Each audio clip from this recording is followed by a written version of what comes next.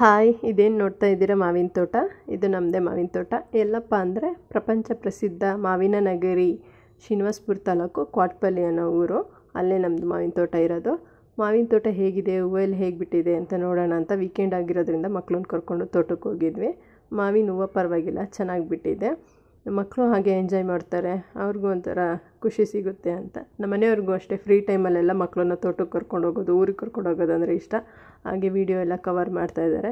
ನನ್ನ ಮಕ್ಕಳು ಕೂಡ ಚೆನ್ನಾಗಿ ಎಂಜಾಯ್ ಮಾಡಿದ್ರು. ನನ್ನ ಮಗಳು ಹೂವು ಎಲ್ಲ ನೋಡಿ ಕೀರ್ತಿ ಏನೇನೋ ಆಟ ಆಡ್ತಾ ಇದ್ದಾಳೆ.